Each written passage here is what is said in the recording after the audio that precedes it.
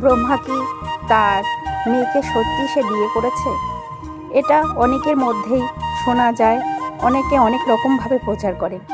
তা ব্রহ্মা যখন তার মন্ত্র দ্বারা সরস্বতী দেবীকে সৃষ্টি করলেন, তখন সরস্বতী দেবী এত সুন্দর ছিলেন যে তার রূপে মনোমুগ্ধ হয়ে গেল।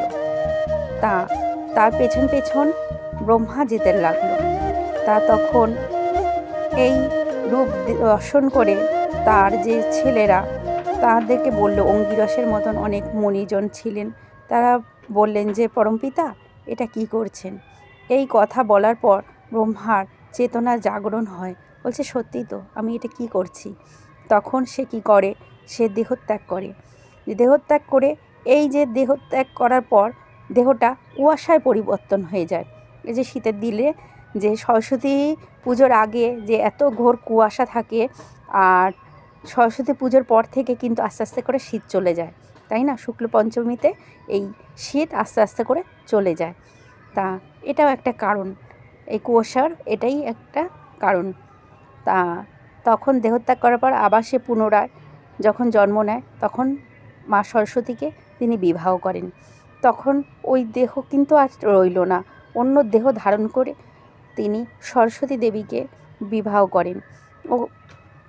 তাই এটা অনেকে বলে যে সত্যি কি না, এরকম কোনো কথা নেই যে সেই দেহটা সে নষ্ট করে দেয় তার যখন চেতনা আসে। মা সরস্বতী হচ্ছে গিয়ে বাগদেবী।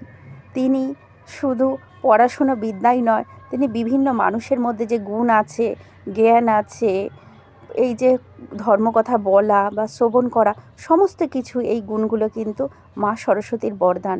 যার বিশুদ্ধ চক্র জাগরণ হয়েছে, সে যে কথাই বলবে না কেন সেই কথা কাজে লেগে যায়, সিদ্ধ হয়ে যায়। এই বিশুদ্ধ চক্রে মা সরস্বতীর বাস। মা সরস্বতী হচ্ছে গিয়ে জ্ঞানের দেবী।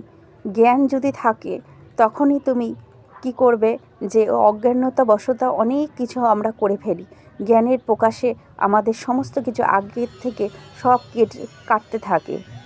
ভক্ত কালিদাস মা সরস্বতীর বরে কিন্তু তিনি একজন পণ্ডিত হয়েছিলেন।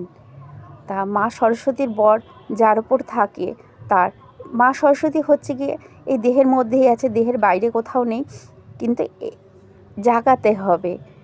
এই ইরা পিঙ্গলা সুষুম্না, গঙ্গা যমুনা সরস্বতী, এই সরস্বতী যে দেহের মধ্যে আছে তাকে জাগাতে হবে, খুঁজতে হবে জ্ঞান দ্বারা, যে সাধু সন্তোষদের কাছে সেই খোঁজ আছে।